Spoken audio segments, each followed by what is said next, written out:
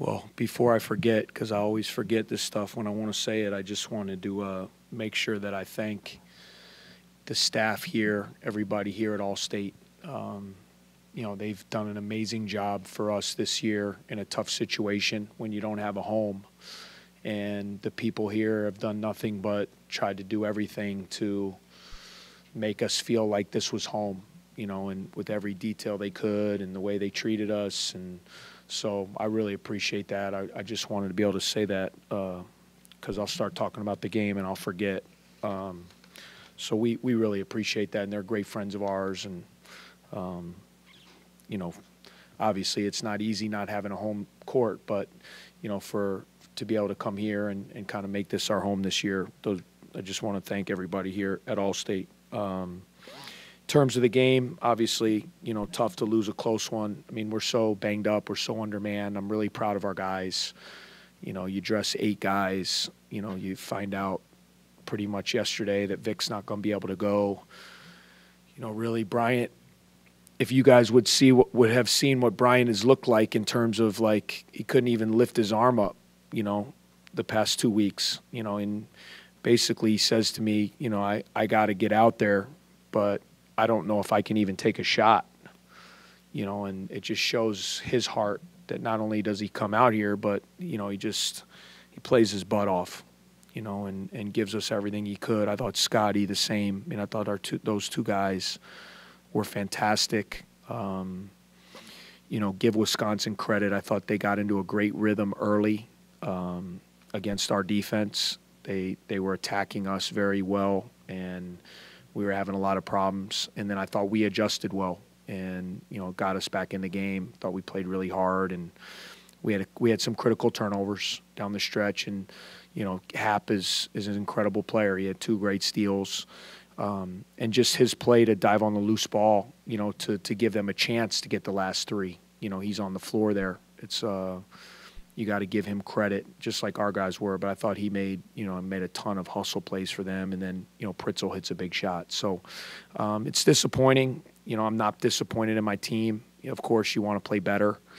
You know, but in terms of fight and attitude and effort, you know, I thought with the guys that put the unis on tonight, everybody gave their all. And really, that's all I can ask for them, you know, especially when you're up against it with injuries like this.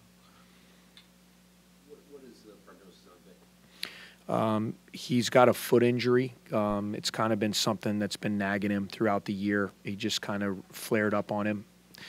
There was a play in the Maryland game where it was kind of at half court, and it was a loose ball, and I think you guys remember, kind of he got a little bit dinged up, and it was killing him, man. I got to tell you, it was killing him not to be out there because he came in with those guys, you know, so he did everything in his power the last couple of days to try to see if he could play and just give anything. He just couldn't, and it wasn't a smart decision to try to trot him out there. He's just not ready. So I'm not sure going forward. A lot of it's going to, you know, it's not like a timetable. It's more just how he's feeling and how he can respond to treatment and rehab and all that. And I know he wants to play. So as soon as he's able to get out there, I know he's going to get out there for his guys.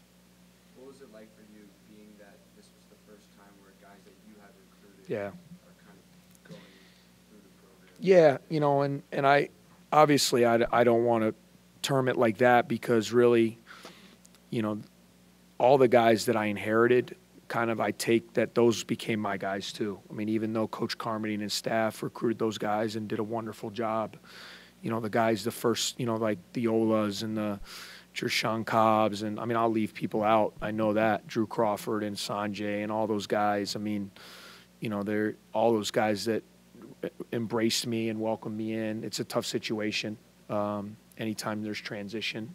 But this group is special. There's no question. You know, just from the standpoint of these were guys that I had never been a head coach before.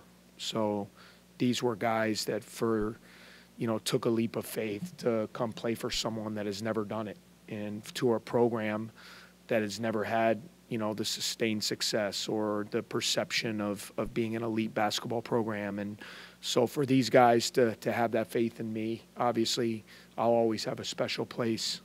There'll be a special place in my heart for all those guys forever. And, you know, what they built here, you know, I told them yesterday, you know, it's really, what really hurts me is kind of the disappointment of, I know that we all feel that we aren't where we want to be as a team this year, but I want those guys to know that that doesn't shape their legacy.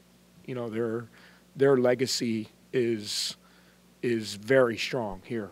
And, you know, for them to come here and spearhead a team, to go to the NCAA tournament, to have back-to-back 20-win seasons, to win a game in a tournament, to go to a Big Ten semifinal.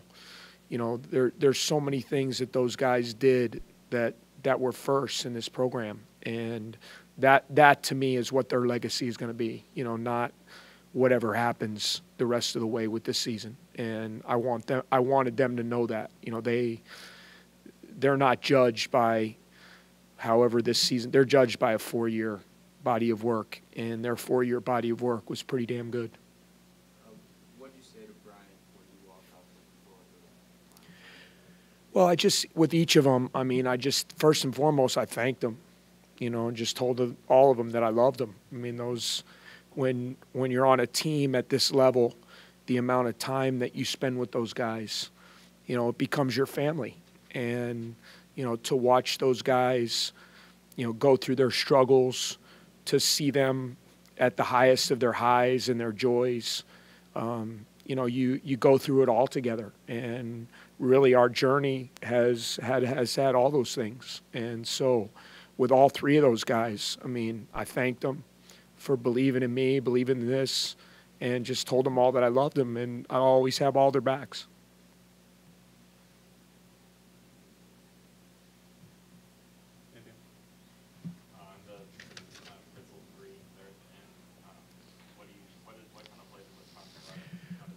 Well, they kind of ran interference. I got to look at it, but we were in a little bit of a trapping defense, not a trap, but a little bit of a defense where we were trying to make it hard for them to just throw the ball right into Hap, because we knew that's what they were going to try to do. And it looked like Davidson did a really good job. He ran interference on Scotty. You know, I'd have to look at it again, but Scotty was kind of right in that middle area. And Davidson kind of ran, I guess it's his football background as a quarterback. And I'm not saying it's a bad play, but if you look at it, I think he ran into interference to Scotty, which kind of opened up that middle. And it made Anthony Gaines, who had the backside coverage, it made him have to kind of rotate, you know, which then led to the 1 extra pass. So it's I thought you know, Wisconsin executed well. Pritzel made a big shot. You know, there was a loose ball right there in front of right in front of the bench, and guys are on the floor, and you know, if they call a jump ball, it's our ball. I'm not saying it was, but it looked like the guys were tied up, you know, and if they call a jump, I think they said Derek was out of bounds, and he probably was. It's a great officiating crew, but that's just kind of the margin, the fine line, and you know, sometimes it goes like that, you know, and give Pritzel credit. I mean, I still think Anthony did a good job kind of making it contested, and kid knocked it down. It was a big shot. All right, thanks, Coach. Thank you, guys. Appreciate you guys coming out.